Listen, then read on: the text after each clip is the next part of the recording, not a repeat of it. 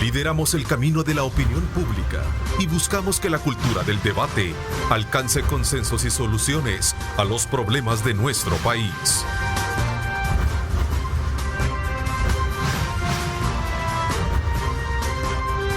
Diálogo con Ernesto López. Miércoles 27 de octubre de 2021, ¿cómo están? Qué placer enorme saludarles. Gracias por estar con nosotros a esta hora de la mañana. Agradecemos, como siempre, a Dios Todopoderoso por darnos ese privilegio de poder ingresar hasta la intimidad de sus hogares y a ustedes por darnos ese voto de confianza. Gracias por estar desde muy tempranas horas de la mañana con nuestra programación, informándose. Ahora vamos en hora y media a conocer desde luego los análisis pertinentes con respecto a los temas que están relacionados con el quehacer legislativo, especialmente porque este mes de octubre cumplen los primeros 6 meses de trabajo y en la que se han dado diferentes puntos de vista con relación a la forma, el mecanismo, los métodos que se están utilizando para poder deliberar todas aquellas iniciativas, reformas o nuevas leyes que se han planteado. Hoy, para hablar de este tema, nos acompañan acá en nuestros estudios Juan Maldonado. Él es panelista de nuestro programa de manera constante. Gracias por acompañarnos, Juan. Bienvenido. Gracias, Ernesto. Buenos días a los televidentes. Saludos, Luis, y a Naida también. Así que un gusto poder compartir este análisis con todos ustedes. Gracias.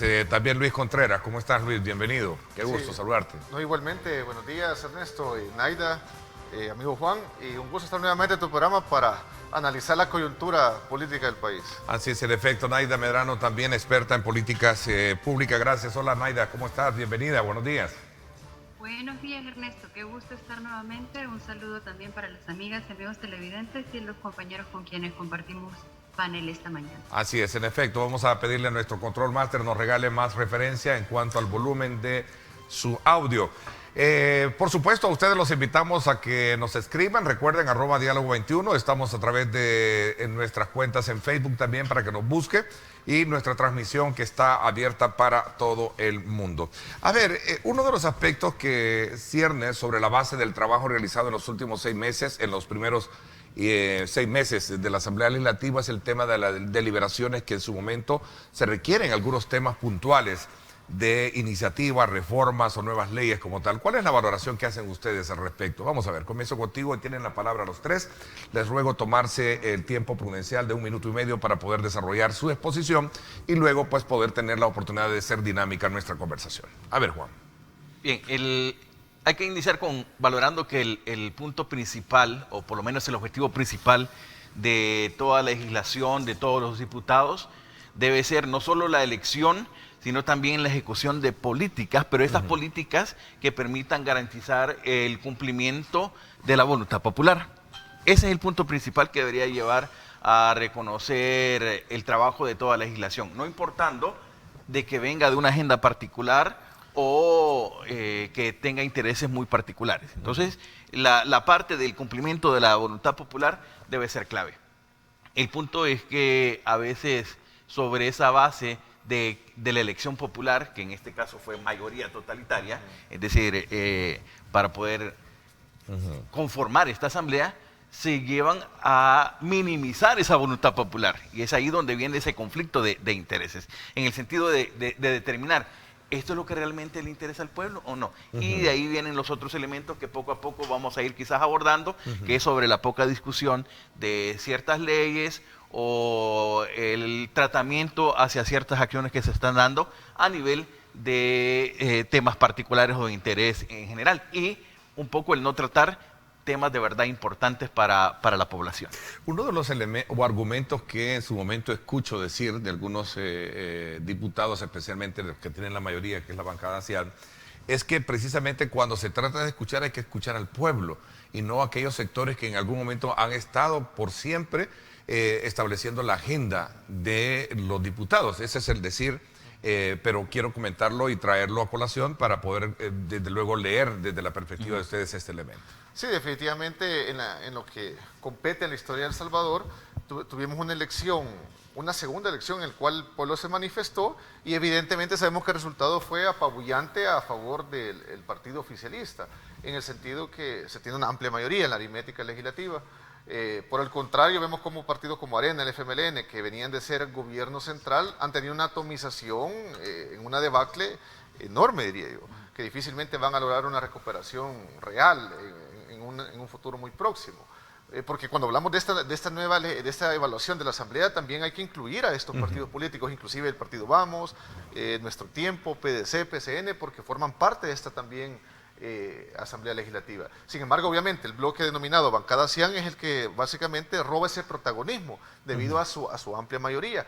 Obviamente, le ha generado una gobernabilidad interesante al Ejecutivo en el sentido de una aprobación expedita en préstamos, financiamientos, por ejemplo, caso muy puntual, el caso de los chorros.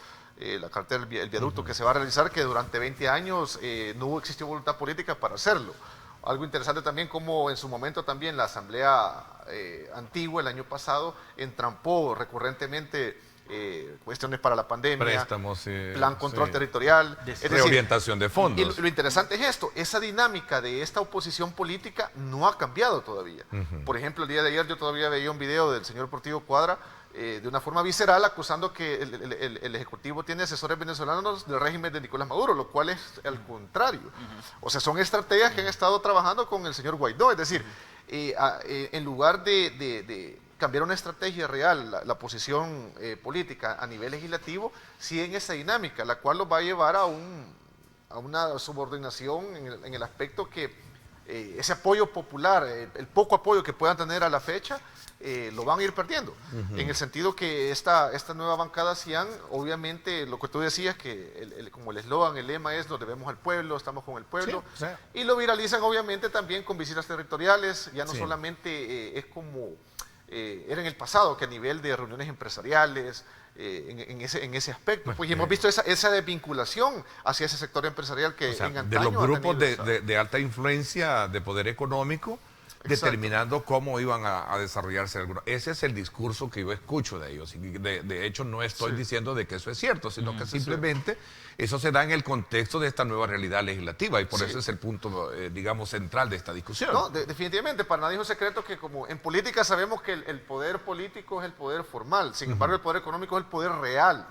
Y en nuestro país sabemos, obviamente, está de más de mencionarlo, pues cómo han habido empresarios, inclusive tanques de pensamiento que en cierta medida han creado ese andamiaje en el pasado político en el país, es decir, han oxigenado, favoreciendo a ciertos grupos en su momento. Obviamente con este cambio radical que se tuvo a nivel legislativo, primero con el Ejecutivo, vemos ese cambio de escenario. Ok, ¿estás de acuerdo tú en los que han dicho tus antecesores, Naida? ¿Cuál es tu valoración también con relación a ese elemento?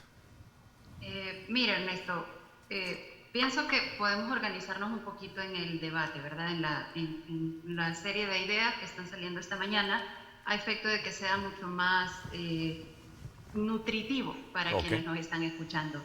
Pienso que en primer lugar debemos hablar que El Salvador está, y así lo ha decidido desde 1992, ya desde una consagración específica, dentro de una constitución específica, ha optado por un régimen político de carácter democrático. Así lo generan sus propias reglas, ¿no? Dentro de incluso el ejercicio no solo electoral, sino que dentro de alguna serie de construcciones que como sociedad hemos venido igual avanzando en función de ello. Siempre hago este paralelo, un poquito para que entendamos hasta dónde queremos llegar con la Asamblea Legislativa. Siempre hago este paralelo porque si bien es cierto, la decisión legal, la decisión legítima y la decisión política que se tomó en ese entonces fue precisamente transitar hacia el régimen político de la democracia, a la par o de manera paralela, la cultura política todavía necesita alimentarse de los valores de la democracia para funcionar en ese tenor.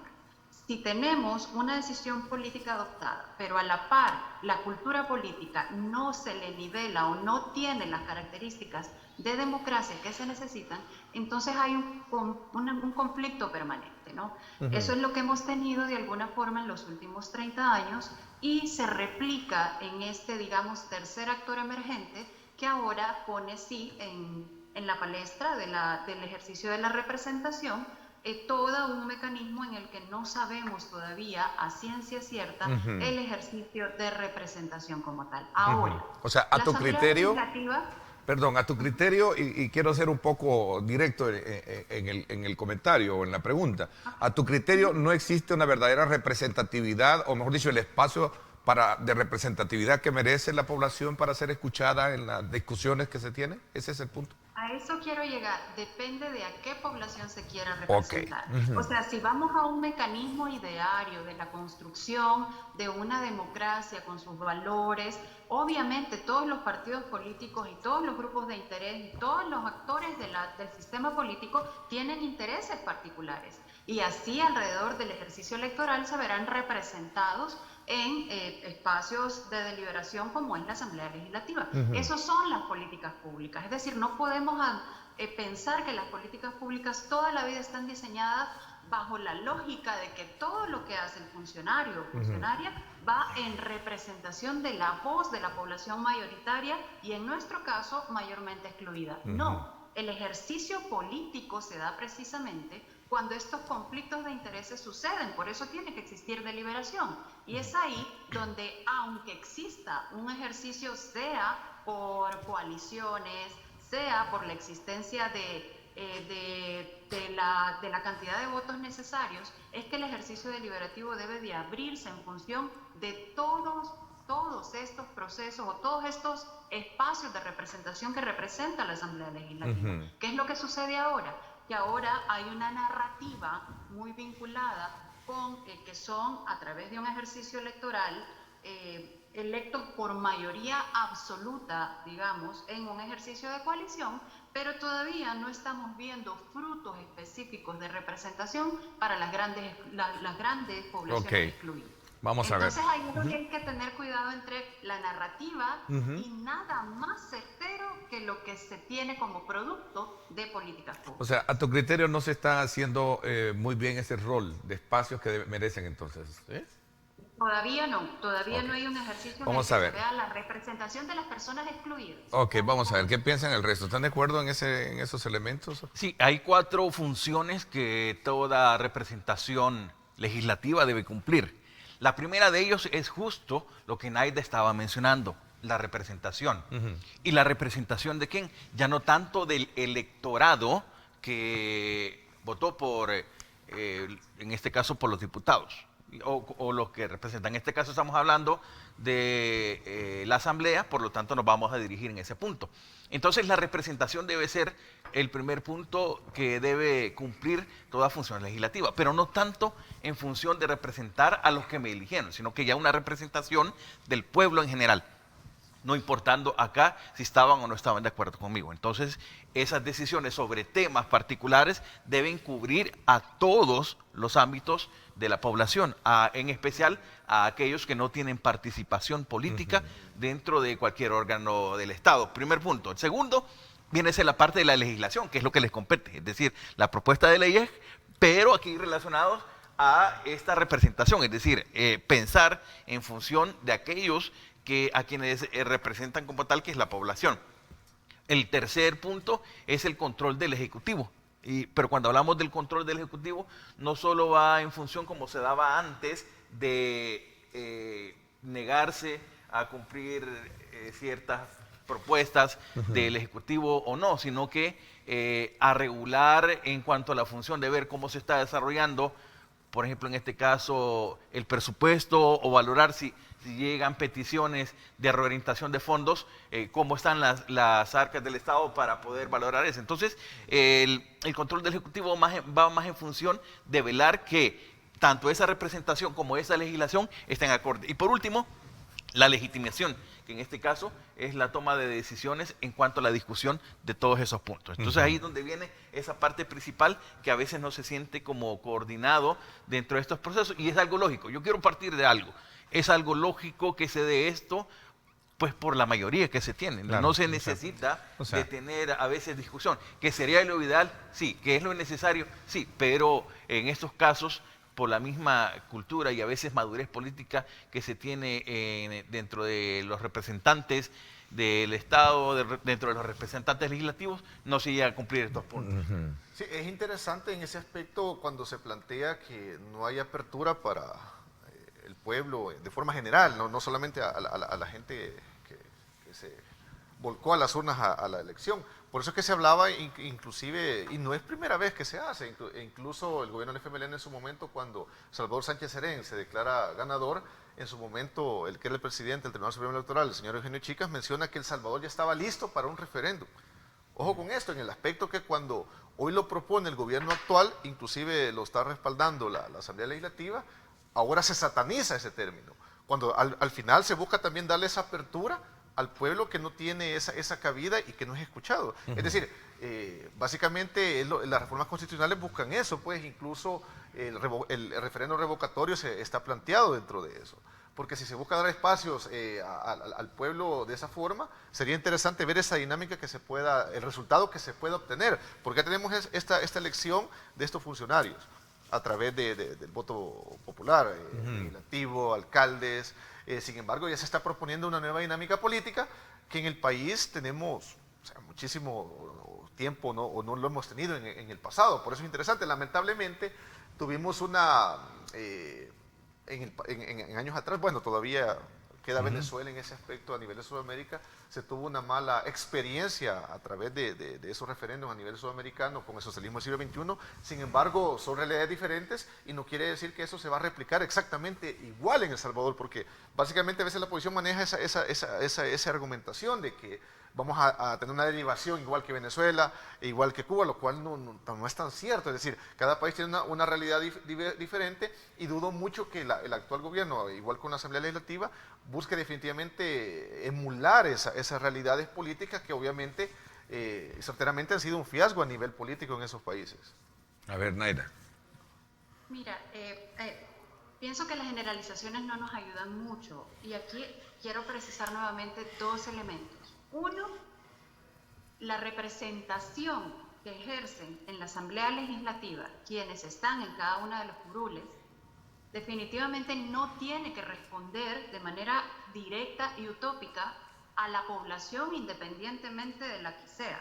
Este es un constructo utópico de democracia que no representa realmente lo que implican los ejercicios de construcción de incluso representaciones políticas. No encontraríamos así entonces partidos empresariales o vinculados con intereses empresariales o partidos políticos vinculados con trabajadoras y trabajadores. A lo largo del mundo hay un montón de experiencias alrededor de ello. Sí. Por eso las ideologías son importantes, son muy importantes. Entonces, cuando nosotras y nosotros vemos alrededor del ejercicio deliberativo de la Asamblea Legislativa una construcción que no necesariamente incorpora la voz de toda la población, y voy a citar un ejemplo, la ley Bitcoin, entonces evidentemente no estamos encontrando aún el eco de aquel sector de la población totalmente excluido. Uno. Dos, nos quedamos también un poco cortos en la medida en que utilizamos ejemplos específicos como el referéndum o la utilización de los plebiscitos, que también es otra herramienta dentro de la democracia, que nos permita realmente reconocer la realidad nacional. Entonces, estas herramientas evidentemente pueden tener un uso profundamente político, es decir, la generación del conflicto en relación con la gestión de un problema en particular.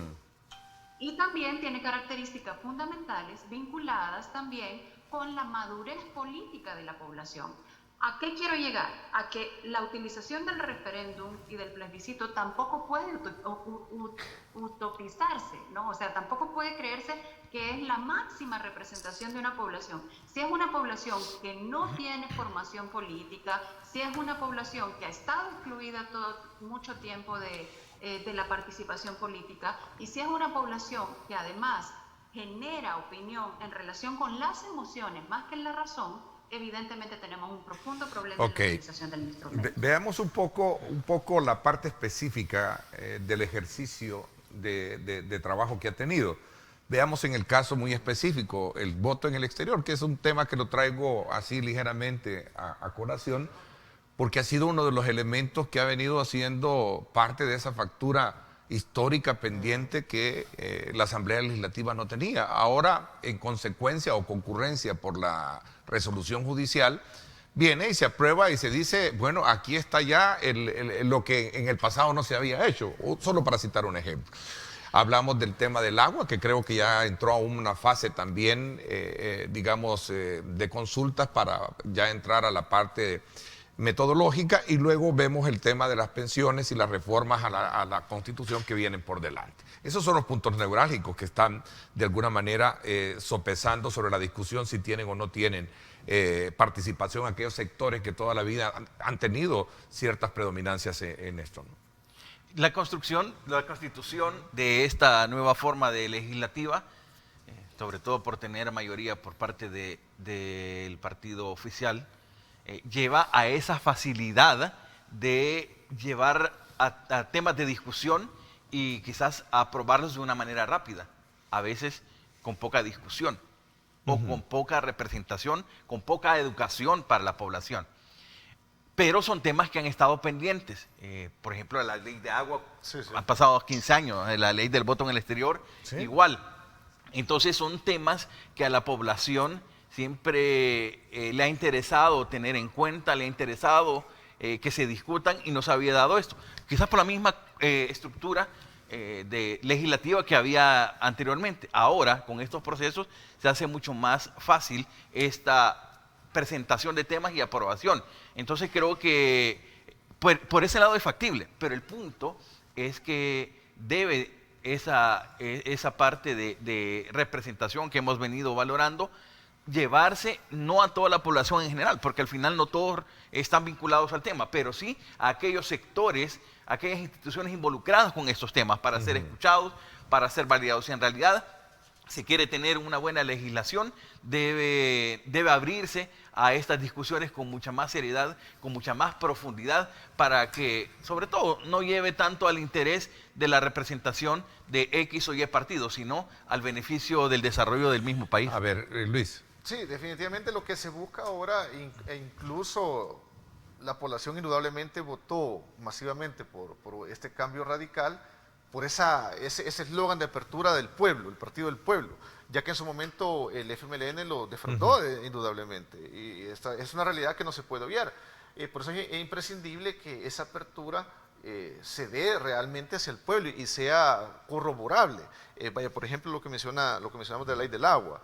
La diáspora en el exterior incluso se sentía excluida de una forma bastante abyecta, en el sentido que son personas que fueron huyendo por la guerra, por situaciones económicas, delincuencia, han logrado sostener a la economía salvadoreña de muchas familias, y no se les había tomado en cuenta a nivel político. Esa realidad ha cambiado rotundamente, y obviamente no se puede obviar que eso va a tener una derivación también en un apoyo político hacia este partido también. Ok, pero entonces si lo vemos en términos valorativos, entiendo que Naida no, digamos, para ella no pasa, digamos, la valoración positiva. Para ti creo que es entendible. Sí, perdón, Naida, ¿puedes hablar? Sí.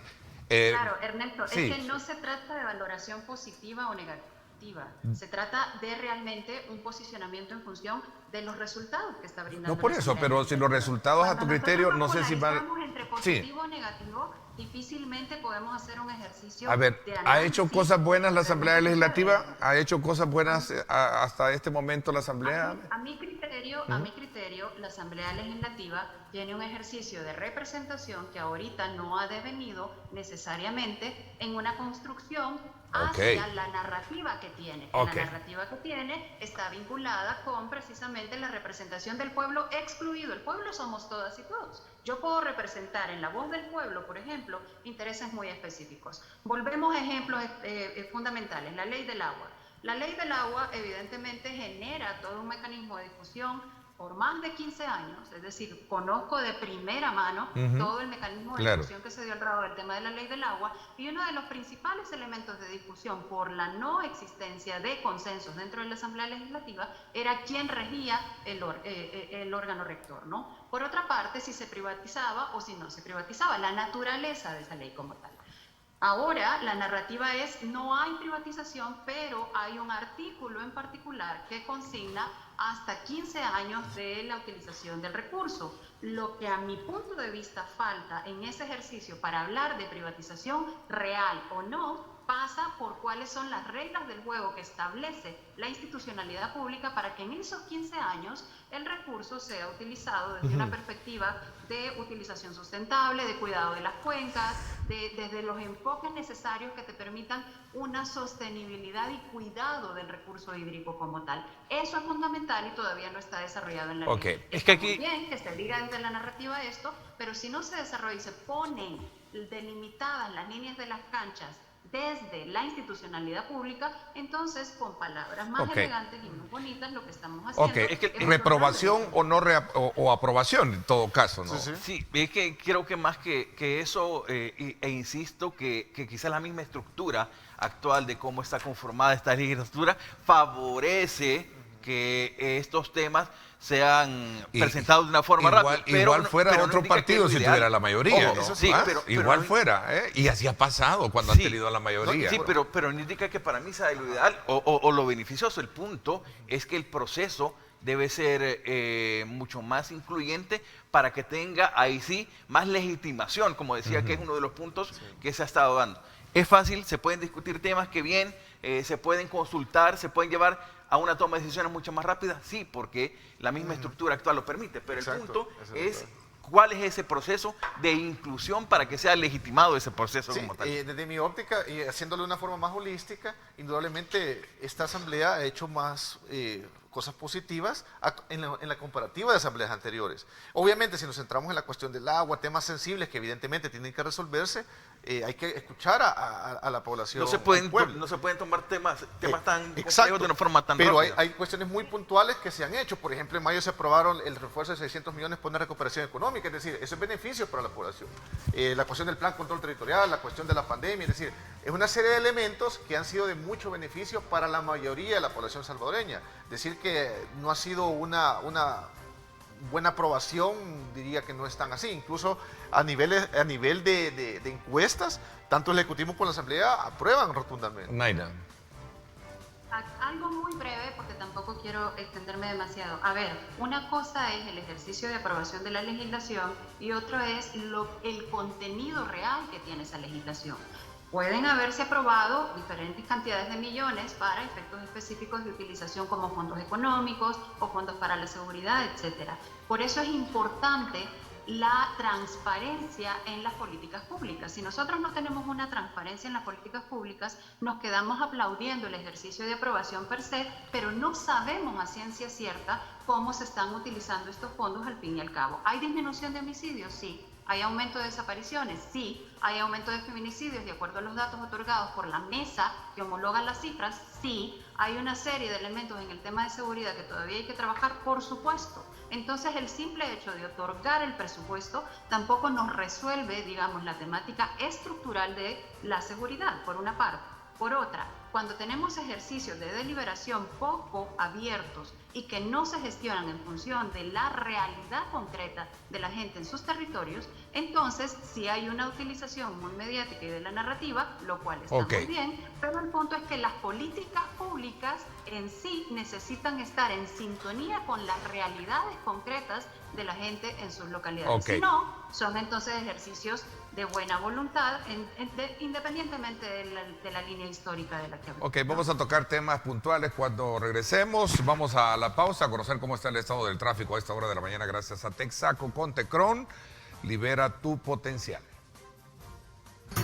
Es momento de hacer una parada inteligente. Pasa por un StarMart de Texaco. Texaco con Tecron. Libera tu potencial. Presenta. Vámonos entonces hasta el Boulevard de los Héroes. Ahí tenemos estas imágenes que nos dan una lectura de cómo está el tráfico a esta hora de la mañana, especialmente en esta conexión que hace con la avenida, sería como la Sisimiles, ¿verdad? Esta es la Sisimiles, ¿no?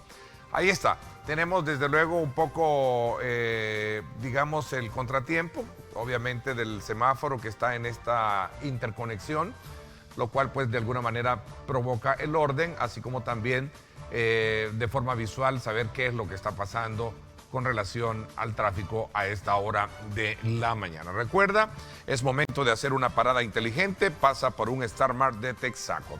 Vámonos ahora hasta el sector de Los Chorros, carril segregado hacia Santa Tecla, está bastante despejado.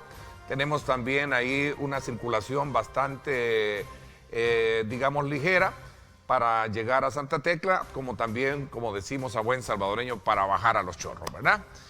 Así es que tomen en consideración estas imágenes que gracias a Texaco con Tecron es un momento de hacer una parada inteligente para pasar precisamente por un Star Mart de Texaco.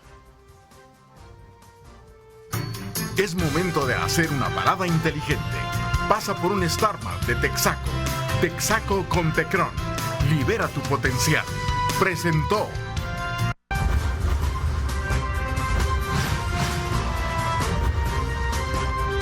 Diálogo con Ernesto López. Gracias nuevamente por estar con nosotros a esta hora de la mañana. Luis Contreras, Juan Maldonado y Naida Medrano haciendo una evaluación sobre los primeros 6 meses de trabajo de esta Asamblea Legislativa y en la que desde luego toda su estructura y toda su, digamos, proyección de trabajo y discusión se pone sobre la mesa de ver cuáles son los alcances que estos han tenido y cuáles han sido los nuevos métodos o formas de trabajo. Por eso, de alguna manera, yo planteaba si esto podría de alguna manera significar hacer una evaluación, si se reprueba o se desaprueba como se ha venido haciendo. Lo cierto es que hay una nueva forma de hacer política o una nueva forma de ver las cosas, precisamente porque ellos, hay mayoría. Y yo hacía un poco hincapié que de igual forma fuera otro partido, ya sea el FMLN, ya sea Arena, si hubiese tenido la mayoría, fueran lo mismo. O sea, al final, la ventaja coyuntural que tiene es porque hay una mayoría, en este caso, calificada, ¿no? Sobre la discusión de estos temas. Lo interesante es que este gobierno, y lo vemos en las municipalidades, en la Asamblea Legislativa, que se ha caracterizado, lo llamaría yo, un pragmatismo político, sin tanta ideologización, sin tanto rodeo de realizar obras muy puntualmente. Ahora, en esa ligereza también algunos cuestionan los atropellos los que métodos. se han... los métodos, o sea, también hay que decirlo. Por ejemplo, el caso de la transparencia obviamente no se puede obviar. Pienso que sería muy interesante e imprescindible a la vez que tanto la Asamblea, el Ejecutivo, obviamente municipalidades, lo tomen muy en cuenta, porque si no van a caer en una dinámica de gobiernos anteriores, que es lo que la población ya no quiere, y ese fue el hartazgo que se tuvo a la fecha, y por eso se dio ese cambio radical de timón a nivel político. Es que la valoración que hace la población es ver el retraso tal vez que se tenía anteriormente, cuando había un contraste entre quién dominaba el Ejecutivo, quién estaba representando en el Legislativo y quién en el Judicial.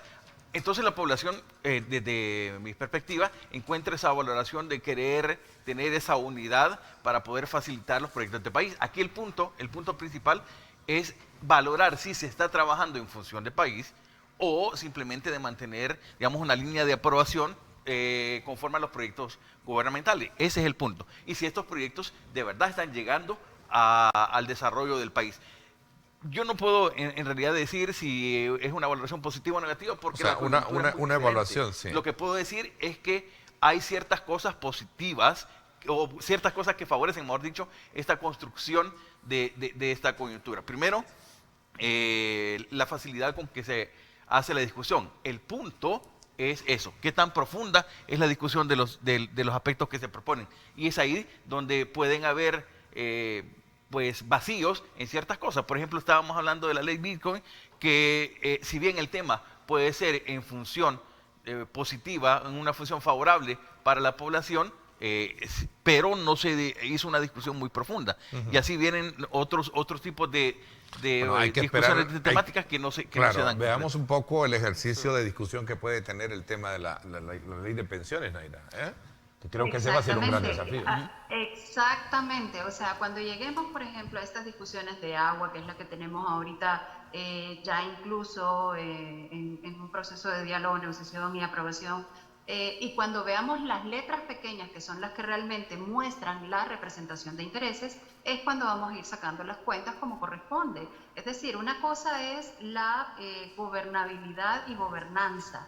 Quiero citar un poco lo que se decía al inicio de este programa. La gobernabilidad puede ser democrática o no, ¿verdad? O sea, un ejercicio de gobernabilidad, por supuesto que hay. No hay una oposición, digamos, suficientemente fuerte en la institucionalidad pública para poder, y tampoco en la palestra de los actores políticos en su generalidad, para poder gestar precisamente un ejercicio político y técnico de oposición como contracara, ¿verdad? O como una figura frente al espejo. En ese sentido, entonces, gobernabilidad hay, por supuesto, como ha existido también en otros tiempos en relación con la existencia, aún con los disensos narrativos, pero que al fin y al cabo terminaban aprobando legislación beneficiosa para determinados sectores del país. Entonces, a eso quiero llegar, que exista gobernabilidad democrática, o que no exista gobernabilidad democrática como tal, sino que exista una gobernabilidad express que permita una aprobación mucho más rápida, no significa que la representación es automáticamente dada a la mayoría de personas excluidas de las políticas públicas. Y es que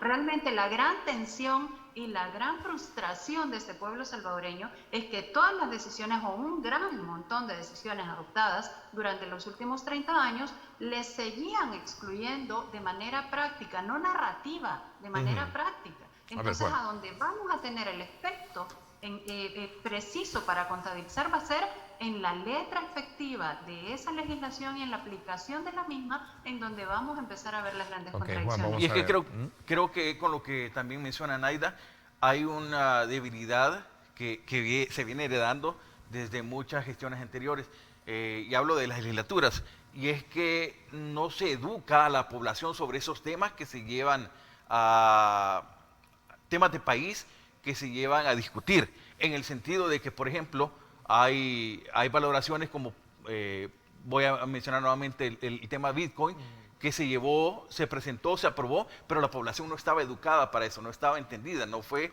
presentada. Entonces ahí es donde vienen ciertos desconocimientos, y de ahí tras esto, cuando, digamos, se da una discusión, una presentación, no se llega a tener claridad sobre estos temas. Entonces también falta involucrar a la población en el sentido de educarles previamente sobre el tema, presentarles la discusión que se tiene para que la población tome en cuenta esa dinámica del tema, y ahí es donde se viene esa representación. Antonio Santos le dice: Ernesto, preguntarle a sus invitados, ¿tener los tres poderes de Estado les favorece hacer lo que quieren? O sea, no... La correlación en los tres órganos de Estado son favorables al presidente de la República, y más allá del presidente de la República, a quien realmente gestiona los intereses detrás del mismo. Y aquí sí quiero ser categórica, o sea, al fin y al cabo, el presidente de la República no es una representación única y exclusiva de él frente a la figura del pueblo en toda su vastedad, en toda su diversidad, etcétera, sino que también tiene representación de intereses muy bien denominadas y muy bien identificables alrededor de quienes están alrededor de él. Sí. No, indudablemente, cuando hacíamos los análisis previo a la elección de legislativa y municipal, yo era muy puntual en eso, que la ventaja que se iba a tener con esta aritmética legislativa de la bancada CIAN, incluso a nivel municipal, porque siento que no podemos desvincularlo. Claro, de hecho, yo creería que el soporte más fuerte que han tenido los gobiernos municipales ha sido la Asamblea Legislativa. Es un andamiaje. Pero no sé hasta qué punto eso todavía predomina, sobre todo por los problemas que han tenido incluso con el tema de FODES, ¿no? No, obviamente hay acierto y desacierto. Sin embargo, ese andamiaje de gobernabilidad que le ha permitido la Asamblea al Ejecutivo es ventajoso para la población salvadoreña. Antes de irnos a la pausa hablábamos de seguridad, datos históricos en reducción de violencia homicida.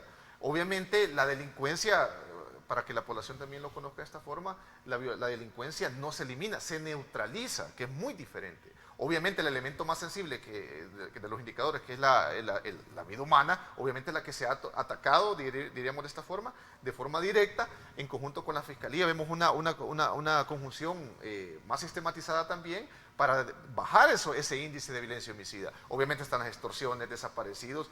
El tiempo ha sido corto y sin embargo se han tenido avances muy considerables y muy sustanciales a nivel de la cuestión sanitaria, a nivel del proceso de vacunación, Hospital de El Salvador. Es decir, han habido cuestiones muy puntuales, a diferencia, y quisiera mencionar esto, a diferencia de gobiernos anteriores, cuando hablan de un plan comunicacional que tiene el gobierno actual, que el cual es muy bueno, por cierto, así como lo tuvo en su momento Antonio Saca. Sin embargo, ¿cuál es la diferencia acá? con el gobierno de Antonio Saca, esa sostenibilidad de lo que él mencionaba en sus políticas públicas se vino bajo de forma rápida. ¿Por qué? Porque no era corroborable eso que se publicitaba. Ahora es diferente. Ejemplo de ello, vimos la inauguración de 2 proyectos Cubo recientemente. Se van a hacer 30 en el país con financiamiento de la Unión Europea. Un proyecto de prevención social de la violencia que ningún gobierno en el pasado había tenido la voluntad política para hacerlo. Y qué interesante que ahora Costa Rica y México quieran emular ese proyecto. Es decir, se están haciendo cosas muy sustanciales para personas excluidas, porque estos proyectos Cubo obviamente van muy puntualmente dirigidos a zonas las cuales han sido excluidas en el pasado. Porque la seguridad en este caso no la podemos contrarrestar o neutralizar solamente con operativos, solamente con ese show mediático, sino que también obviamente hay que prevenirlo, y qué bueno que se está haciendo de esa forma. Y pienso que la Asamblea Legislativa evidentemente ha jugado un papel protagónico también en facilitar los fondos del Plan Control Territorial. Eso por poner ejemplo muy puntual. Yo creo que sí se han dado cosas favorables en cuanto a esa determinación de proyectos o de decisiones muy concretas, pero todavía falta poner más el dedo en ¿cuál la es el llaga desacierto? en ciertos temas ¿Hay como desacierto? derechos humanos, como salud, como economía, como seguridad, que es donde realmente viene la necesidad de la población. Qué bueno que sí se dan decisiones, funciones, reorientaciones de fondos para proyectos muy puntuales de vista, pero también falta llegar a tocar esos temas radicales de país para tener una visión diferente de lo que se quiere. Naira, vamos a ver ya un poco en el aterrizaje del análisis evaluativo que hemos tenido de estos primeros 6 meses, y en la que a partir de esa generalidad, obviamente la puntualidad nos lleva a comprender de que hay todavía grandes, desafíos por delante, y ya los mencionábamos: pensiones, reformas a la Constitución, el tema relacionado con lo que es el plebiscito, el referéndum, que son puntos neurálgicos que han estado, navegando en la historia misma de la Asamblea Legislativa. Naira. Claro, muy puntual. Pensiones. Hay que ver el porcentaje de la población que tiene acceso a la pensión.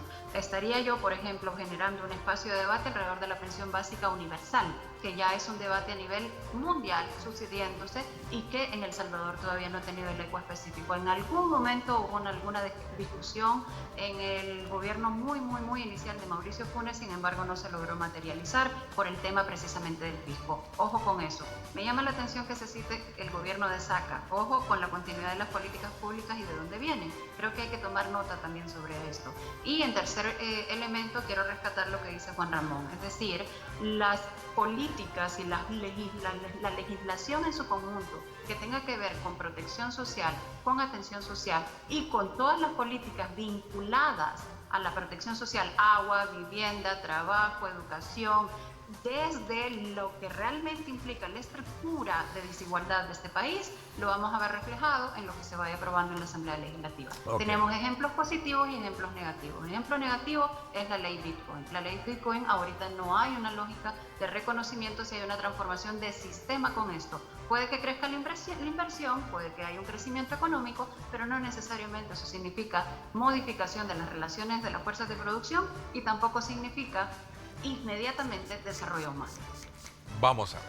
Yo conclusiones. Creo que se debe aprovechar la coyuntura actual que se vive para tomar decisiones mucho más profundas. Si bien hay una facilidad en la vinculación entre ejecutivo, legislativo y judicial, eso debe favorecer, pero en vistas a país, no en vistas a representaciones de intereses o representaciones de temas particulares. Creo que ahorita es buen momento si se tiene esta discusión para poderlo hacer. Y segundo, de una manera muy concreta, creo que se debe mejorar la forma de muchos procesos de elección, de discusión y de aprobación de ciertos temas para que en realidad se tenga una legitimación de estos temas. Bueno, una puntualidad ahí es el tema de que se cuestiona mucho el ente contralor débil en su constitución orgánica legal, y no se ha visto todavía cambios de métodos de cómo hacer una elección mucho más, menos comprometida por ser juez y parte, en este caso, de la Asamblea Legislativa de sus partidos. Que la institucionalidad, la cuestión política, no es perfecta, pero es perfectible. Yo pienso que a través del tiempo se puede ir dando ese mejoramiento. Obviamente lo estamos viendo en diferentes aristas. Vamos a hacer los pronósticos de crecimiento económico están atrás de Panamá, lo cual era impensable en gobiernos pasados. Antes éramos el último en crecimiento económico en Centroamérica. Obviamente, esto tiene un efecto concomitante con la cuestión de desarrollo social, educativo, por ejemplo, lo que se está invirtiendo en las laptops de primera generación, internet gratis. ¿Por qué? Porque la pandemia ha venido también a obligar a países como el nuestro, con un nivel de subdesarrollo grande, a potenciar ese desarrollo tecnológico de educación virtual. Bueno, y el amigo lo sabrá que es docente también, claro. Y eso es muy bueno porque realmente se va a ir replicando, obviamente, a nivel nacional. Sin embargo, sabemos que no es de 5 años. Esto tiene una sostenibilidad de más tiempo todavía. Ok, el tiempo se me agotó. Y quiero agradecerle a los tres por haber participado en esta primera etapa del programa y hacer una valoración, como lo insisto, lo reitero, en términos muy generales, queriendo llegar a un poco los específicos, es bien difícil, sobre todo porque hay mucho camino por andar todavía, ¿no? Al final, creo que lo que viene por delante es un reto muy, digamos, fuerte que va a tener esta Asamblea Legislativa, sobre todo por estos temas muy, pero muy sensibles que tienen que ver con la parte social, las pensiones y otros temas como el agua, por ejemplo. Al final, ¿cómo va a quedar esto? Gracias, Luis. Gracias, Juan. Gracias, Naida. Les agradezco a nuestros amigos. Los invito a que se queden con nosotros. Vamos a conversar con empresarios del transporte internacional de carga para conocer el estado que tienen actualmente sus operaciones. Y sobre todo, ese está mal, quiero decirle, no es ese, ahí está. Vamos a regresar con don Raúl Alfaro y el señor Enrique Rafael Ángel también de ASTIC. Vamos a la pausa y regresamos. No vamos a tener miedo. En un partido, si vos crees en vos mismo, te metes en la mente que vas a pelear por todo. Hagámoslo por nuestro país. Econoparts y Valvoline, patrocinadores oficiales de la Selección Nacional, presenta. Bueno, el estado del tráfico a esta hora de la mañana. Ahí está el sector del Pedregal para que usted tenga de primera mano, gracias a Econoparts y por supuesto a Valvoline, la imagen que habla por sí sola de cómo está el tráfico en esta importante arteria. Recuerde, nos ponemos la azul porque sabemos que juntos podemos llegar más lejos. El motor de la Selecta somos todos. Econoparts y Valvoline, patrocinadores oficiales de la Selecta. Vámonos ahora hasta el sector del oriente de la capital. Allá está el Boulevard del Ejército para que usted vea que las imágenes hablan por sí solas. ¿Cómo está el tráfico? Pues ahí está. Recuerde usted, nuestro acelerador no se detiene. Nos entregamos con toda potencia para llegar a ese destino que nos hemos trazado. Econoparts y Valvoline, patrocinadores oficiales de la Selecta. No vamos a tener miedo. En un partido, si vos crees en vos mismo, te metes en la mente que vas a pelear por todo. Hagámoslo por nuestro país. Econoparts y Valvoline, patrocinadores oficiales de la Selección Nacional, presentó.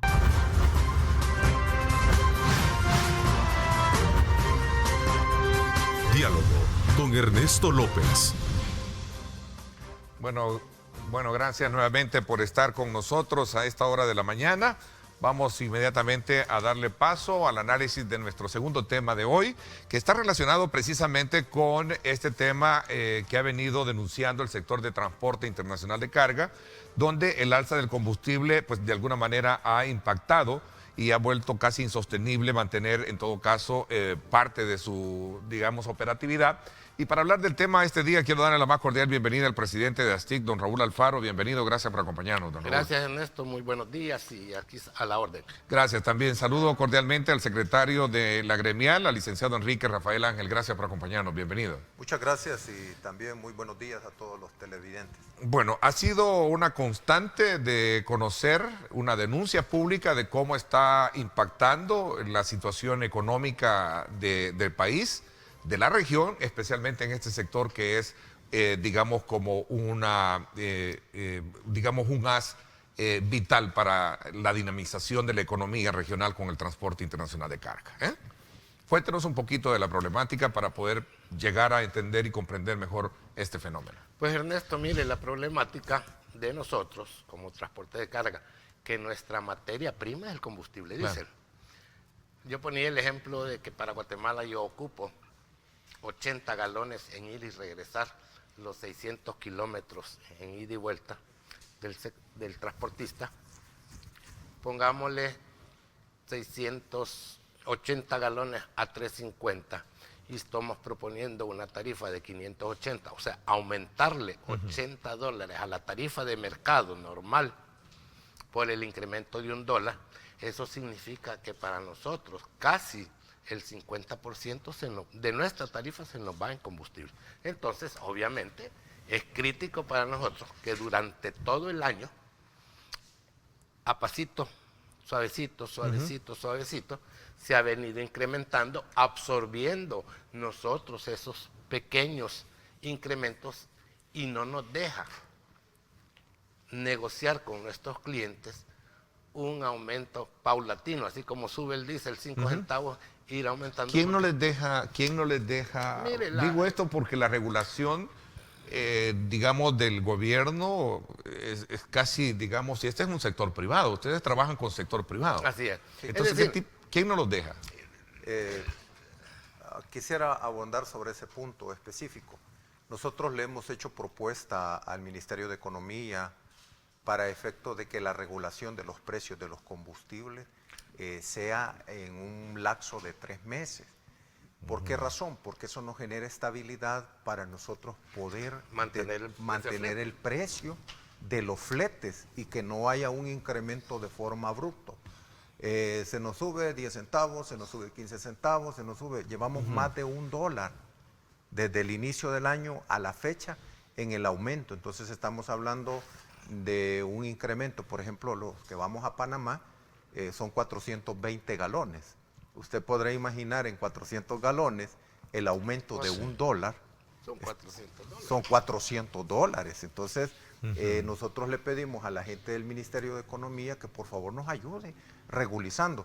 Pero ¿qué ha sucedido? El día de ayer teníamos una reunión, estuvimos 1 hora en Casa Presidencial esperando ser atendidos, sin embargo, pues tomamos la decisión de retirarnos porque la ministra de Economía no se presentó. La reunión era con autoridades de economía, con la ministra, ¿no? Sí, Ernesto. Bueno, contestando la pregunta, ¿quién no nos deja? Es que es obvio que si yo le digo a mi cliente, le estoy cobrando $500 una tarifa a Guatemala, subió 3 centavos el combustible. Hombre, 3 centavos por 80 galones son $2.40. Y yo voy a llegar donde mi cliente decirle, mire, le voy a subir $3.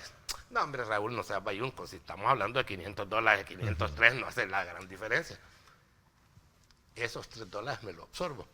Al siguiente incremento nos llevan paulatinamente, y yo he criticado que el efecto acumulativo desde el principio de año hasta la fecha es $1. Eso, incrementos chiquititos. Por eso hemos pedido que se mantengan 3 meses el precio del combustible para darnos estabilidad en la tarifa, que no se agarre como excusa, subió el transporte y viene el mercado, como yo subí $80 para absorber los $80 que gasto más, el comerciante le sube al producto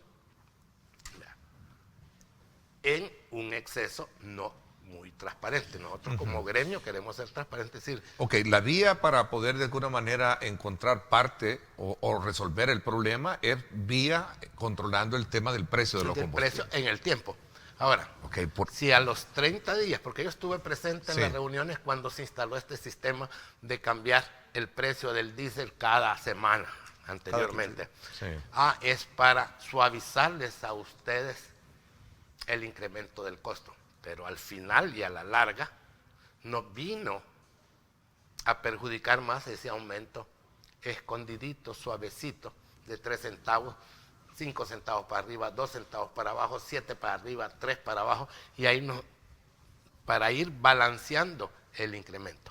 Imperceptible muchas veces para nuestros clientes que pagan, no es una tarifa de un taxi de aquí del canal para el hotel Radisson a 4 cuadras que me va a cobrar $2, $1.50, me cobrará $1.60 y no noto que aumentaron el precio.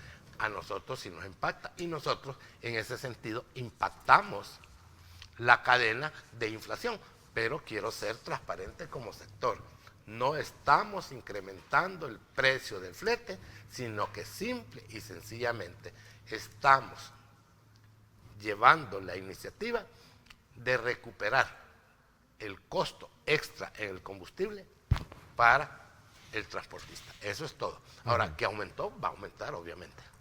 Sí, nosotros en ese sentido hemos sido claros que las medidas que puede tomar el Ministerio de Economía es ayudándonos a mantener el precio. Eso nos permite que no haya una inflación galopante, porque usted se va al mercado y el mercado ya... De hecho, es parte de la discusión que se tiene hoy en día por economistas, ¿verdad? Previendo que en situaciones como las que estamos hablando, del elevado precio que están experimentando los combustibles, podría generarse un problema muy cercano de precios, especialmente también aunado al tema del conflicto de la crisis de los contenedores, ¿verdad? Que es otro de los puntos es otro punto para el que también está dentro de esa misma esfera, me imagino, de preocupación. Es más, nosotros tenemos también propuestas para el Ministerio de Economía, el que se pueda mantener los precios. Por ejemplo, usted en San Salvador echa un combustible, en San Vicente tiene otro precio. Nosotros queremos que los precios se puedan mantener en todo El Salvador a un mismo precio. Que está más largo el lugar, sí es cierto, está más largo, pero como primera propuesta nosotros le pedimos al gobierno también es el hecho de mantener el precio en todo el territorio nacional. Si vale, un ejemplo, 3.49 el diésel en San Salvador, ¿por qué no va a valer 3.49 en Santana? ¿Por qué no va a valer 3.49 en San Miguel? Ese titular que veíamos ahí es producto también del impacto que está sufriendo en este caso el transporte colectivo, que no escapa obviamente de tener su afectación porque también usan mucho el combustible diésel, ¿verdad? Que es la materia prima. Que es la materia prima de todo esto.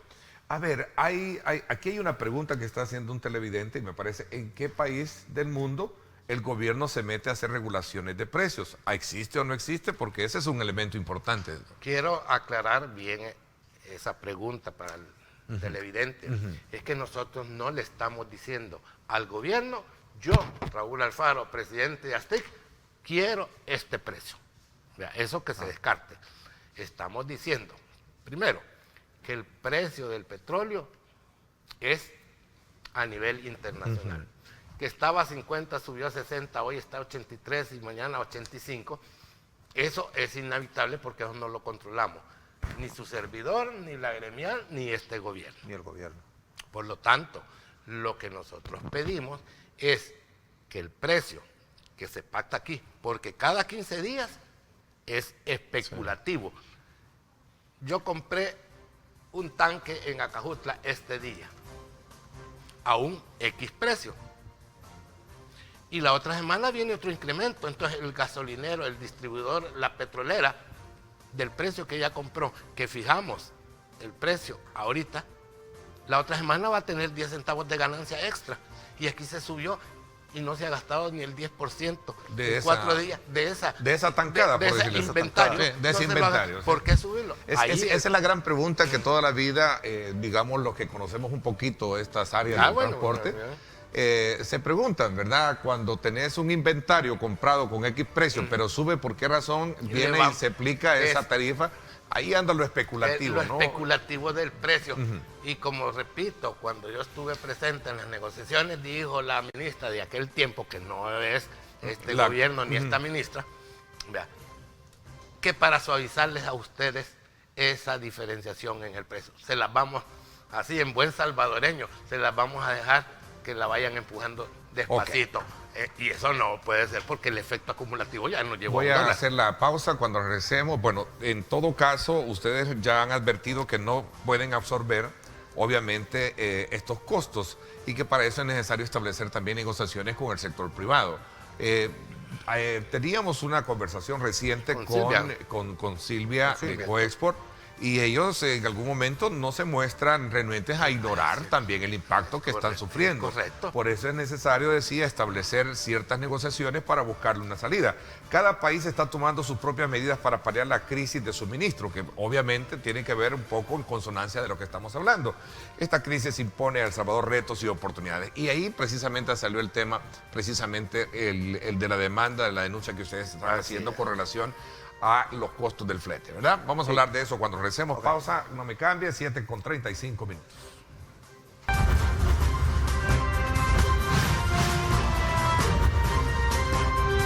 Diálogo con Ernesto López. Bien, gracias nuevamente por estar con nosotros. Continuamos conversando sobre este tema, una problemática que subyace desde luego a partir del incremento que han sufrido los combustibles en los últimos días y sobre todo también por el advenimiento que podría ser el hecho de una situación relacionada con el encarecimiento de suministros, producto también de otra esfera global que tiene que ver con esta crisis de los contenedores. Esta mañana, obviamente, en ese contexto conversamos con don Enrique Rafael Ángel, ¿verdad?, secretario de ASTIC, y también don Raúl, presidente de la gremial, sobre esta situación.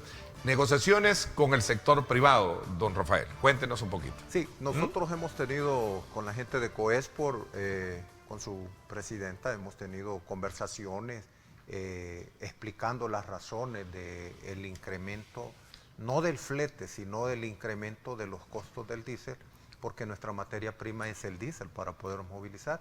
Y hemos encontrado buena disposición de parte de ella, de parte de Coespor, en el sentido de apoyarnos. La directora ejecutiva.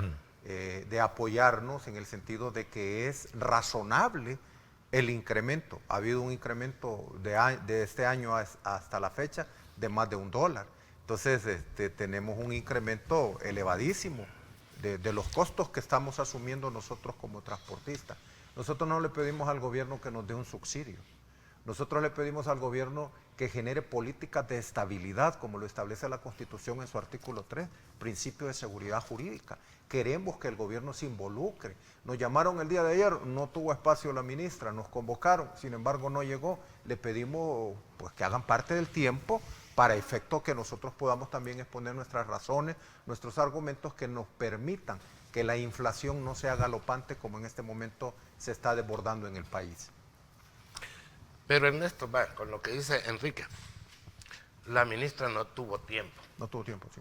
Ahora, ¿por qué no tuvo tiempo si ella, a mi presencia, Ernesto Sanabria, le dijo por teléfono, a mi presencia, le agarró el teléfono y le dijo, mira, con instrucciones del presidente, quiero que para la próxima semana hagas un espacio, me digas cuándo nos podemos reunir. Instrucciones del presidente. Veamos un poquito la esencia. Ok, se suspendió la reunión. Veamos la esencia de la petición. Tiene una carta que plantea precisamente aquí tengo una carta que la tenemos firmada por más de 500 firmas del sector transporte que acompañan la medida, donde le pedimos exactamente dos cosas, por lo que muy respetuosamente como sector de carga pedimos que establezca el mismo precio de los combustibles a nivel nacional. Somos un país territorialmente corto. No le estoy diciendo, mire, bájeme el precio del diésel de la zona oriental. No, que hagamos un promedio y pongamos precio nacional. No le digo, mire, consérveme 3.49 y bájele 3.53. Por eso yo les hacía la pregunta, ¿en qué país, concurriendo de nuevo a la pregunta que hacía el televidente, en qué país existe un método que verdaderamente sopese los problemas que está teniendo un rubro de ustedes? Por ejemplo, el transporte internacional de carga, yo lo veo en son de regional, ¿no? ¿Cómo está Guatemala? ¿Cómo está Nicaragua? ¿Cómo está Honduras? Por ejemplo, ¿qué están haciendo ellos? Por ejemplo, Panamá, su sistema de manejo de tarifa de combustible está a 3 meses. Por un lado. Es una estabilidad, le está generando estabilidad no solo a los transportistas, sino a la población. Es lo que nosotros estamos pidiéndole al gobierno. Catranska de Guatemala, una gremial de Guatemala, hoy en un Twitter anunció que el precio del combustible había subido de 17.96 a 26, mal no me recuerdo, 26.76. 26.76 dividiendo a 7.50 el quetzal por dólar, son los 3.53. Después dice la nota, de 10 meses. ¿Cómo es posible que Guatemala tenga el precio estabilizado a 10 meses y aquí cada 15 días nos lo quiere cambiar? Un sistema anacrónico que este gobierno, yo digo, no tiene la culpa, pero el hecho de que la ministra nos escuchara, pusiéramos a discusión, nos entendiéramos y llegar, contestando la pregunta del televidente, algún arreglo, porque todo es financiero. Mire. O sea, ¿le gustaría tener, digamos, esa variable de precios con un tiempo más amplio que lo que se tiene ahora. Ahora hoy es semanal, ¿verdad? Es cada 15 días. Cada 15 días. Antes era semanal. Era semanal. Hoy se puede, de alguna manera, la petición de ustedes ampliarlo, hacer cada 3 meses, como el ejemplo que ponía de Panamá. ¿Por qué no? ¿Qué es lo que genera? Genera la estabilidad en relación al flete. No hay argumentos para que alguien diga, mire, es que hoy el producto vale más porque nuestro flete creció, porque el transporte para traerlo. ¿Por qué? Porque el flete se sigue manteniendo. Se sigue manteniendo en el lapso de 3 meses. ¿Va? Entonces eso nos genera estabilidad tanto a nosotros los transportistas como también a la población. Los productos no suben de la manera, si usted se ha percatado de hace 2 o 3 meses para acá, ha habido una inflación galopante. Estamos llegando a una inflación como hace años en Brasil. Eso es preocupante. Un socio, ante la problemática, me dijo, mire Raúl, ¿y por qué no le pedimos al gobierno que nos baje impuestos? Hombre, le dije, mire, discúlpeme, aquí el tema, no creo que el gobierno nos quiera bajar impuestos. Tenemos el IVA, no tenemos FEFE en el diésel, ¿va? Que es el impuesto de guerra conocido, que solo lo tiene la gasolina. Tenemos el Cotrans y el Fovial. No creo que estén dispuestos a bajar. Y es que a nosotros no nos debe preocupar cuánto valga el diésel, sino que lo que nos debe preocupar a nosotros como empresarios es cobrar una tarifa en una forma moderada, independiente del precio. Subió el precio, subió la tarifa del flete. Y eso no lo vamos a detener. Que los consumidores seamos quien pongamos el precio internacional del combustible, no, lo dominan las grandes potencias productoras que recortan la producción y por lo tanto el precio va para arriba. Ahora, ¿y por qué cuando hubo la pandemia que bajó la demanda, bajaron los precios? Entonces ese es un juego internacional que no lo controlamos todos. Claro, y mucho menos lo podemos un país tan pequeño como nosotros, ¿no? ¿Cómo se está viendo el problema, ahora quizás ya concatenando el impacto que tiene en la generalidad de la región esta problemática con, creo que hay una federación centroamericana de transporte, ¿no? Bueno, en Centroamérica tenemos transporte en cada uno de los países. Claro.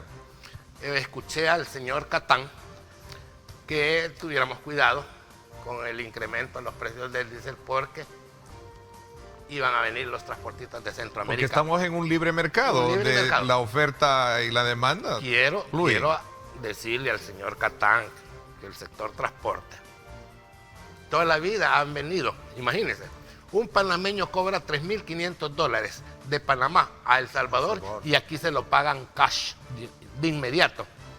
Pero ¿qué hace el panameño en nuestro país?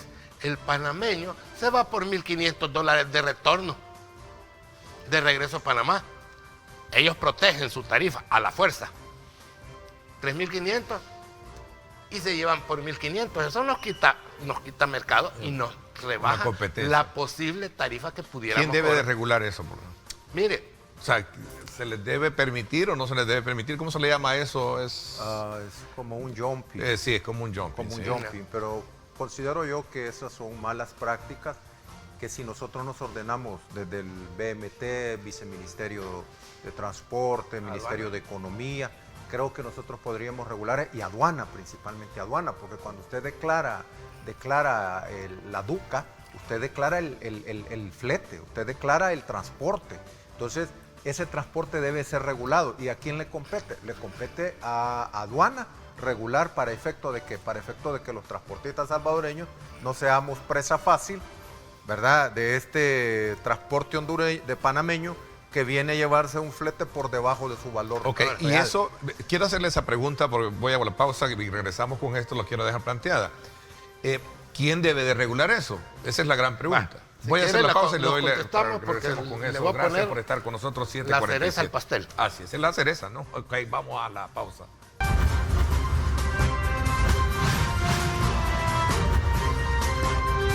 Diálogo con Ernesto López. Bueno, gracias nuevamente. Vamos a la cereza del pastel, ¿verdad? ¿Por qué en otros países de la región se vuelve más protector o estos sectores que ustedes representan está más protegido que el nuestro? Se lo ¿Qué voy tipo a de decir. protección es? Bien, los gobiernos de Panamá, que tienen la ley 51, donde ellos mismos dicen que ellos van a ser recíprocos con aquellos países de Centroamérica que sean recíprocos. Yo le solicité anteriormente al director de aduana que hiciera una circular 03-2020, donde aquí se daba la libertad de contratación, como dicen los acuerdos centroamericanos.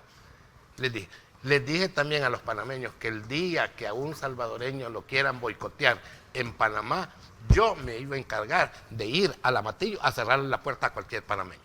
Entonces ahí se quedaron las cositas. 2, la cereza del pastel. Como transporte salvadoreño y como institución, estoy acostumbrada a entregarle a mi cliente facturas de curso legal. Una factura de exportación. Viene usted, la digo por $1,000, por poner un ejemplo, y usted que me va a pagar el flete en Guatemala, en Honduras, en Nicaragua, en Costa Rica, me retiene el 5% de retención sobre la renta por ser no domiciliado. Y aquí todo el mundo paga con un recibo y ese 5% de retención Se pierde. que le debería llegar al gobierno. Aquí facturamos $14 millones mensuales en valores fletes. Póngale que el 30% de 14 millones mensuales fuera con los extranjeros, hombre, y toda esa renta que no se retiene, le fueran a las arcas del gobierno. Por lo tanto, señores del gobierno, hombre, ayúdenos a controlar, a regularizar. Yo he pedido a Centroamérica que regulemos los precios, tanto de ida como de venida, a través de las gremiales, como lo hace Para STIC. evitar ese jumping que en algún momento existe, para Sí. evitar ese tipo Para de cosas. evitar, una de las maneras es la intervención por parte del gobierno a través del Ok. Ministerio de Hacienda, Ministerio Ok, de Economía. dos preguntas puntuales. Sí.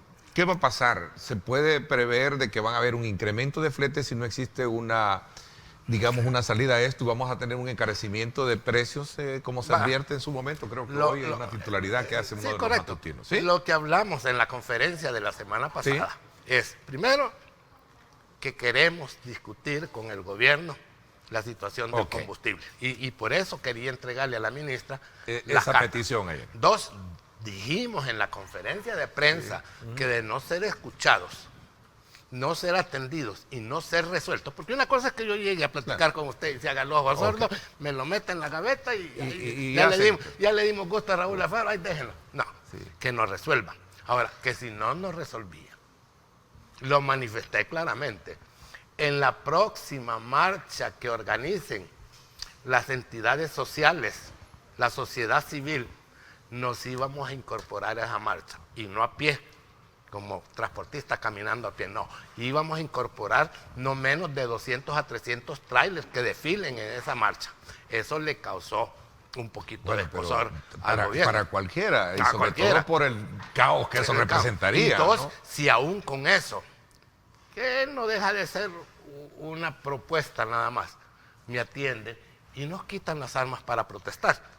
Y si a eso no nos atienden, íbamos a entrar a una huelga de brazos caídos y parar el comercio de todo Esa es la Centroamérica. gran pregunta que me estoy haciendo. ¿Advierten con no tener solución al problema? Así es. Una paralización de actividades, marcha, participar en nosotros marcha. En marcha y luego Nosotros hemos la huelga de considerado como gremial la posibilidad, uno, de ir a una marcha, no ser escuchado, ser invitados a una marcha, llevar cabezales en apoyo, no quizás a la oposición, sino a que nuestros derechos como empresarios se nos están siendo limitados porque le compete al gobierno regular y además de eso organizar con el transporte cada uno de estos incidentes que afectan la economía del país. Entonces, si al final de todo esto tampoco somos escuchados, pues hombre, vamos a hacer una huelga de brazos caídos o vamos a paralizar el sector. Recuerde que nosotros somos las venas de la economía de este país, y no solo de este país, sino de todo Centroamérica. Claro. Somos una de las gremiales más grandes de todo Centroamérica. A ver, tengo acá un comentario, gracias a don Carlos Vela desde Washington, que siempre está pendiente con nosotros y por cierto participó en uno de nuestros temas esta semana. Dice Ernesto, el costo de un flete tiene que estar vinculado al costo de reemplazo del diésel, no al costo que se compró. Si tengo un tanque lleno que compré a $4 por galón y si al terminárseme el tanque lo tengo que rellenar a 4,10 centavos por galón, correcto, para tener el dinero disponible para el próximo flete debo de cobrar este flete de tal forma que me permita rellenar el tanque, dice, para el próximo flete. Eso se conoce como nivelación del precio, no es considerado inflación. Así se hace en los Estados Unidos. Bien, le voy a decir que esa posición que él tiene también fue un tema de discusión cuando se estableció. Que yo voy a vender al precio de lo que me va a costar a futuro el nuevo abastecimiento. Hombre, ¿quién vende un jeans pensando que mañana va a costar $50 el jeans? Entonces, hoy que me costó $40, yo lo voy a vender a 50 porque el próximo jeans que yo compre para vender me va a costar 50. Que me disculpen, yo tengo, entonces yo voy a cobrar $600 a Guatemala en lugar de 580, en lugar de 500, porque me va a costar a futuro. Y entonces, si nos vamos en esa escalonada de que voy a vender a lo que me va a costar, que me disculpen. Un empresario invierte, compra, produce y tiene su ganancia.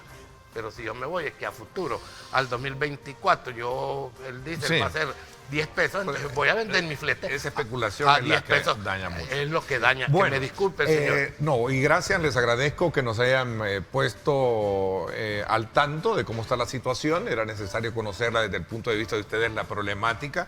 Y creo que es entendible ver qué soluciones pueden tener para los próximos días. Gracias por habernos acompañado, don Rafael. Gracias también, don Raúl.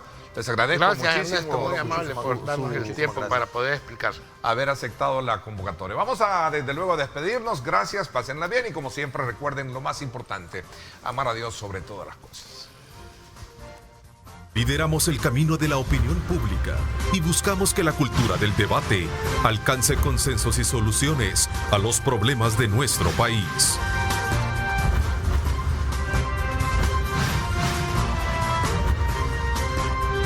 Diálogo con Ernesto López.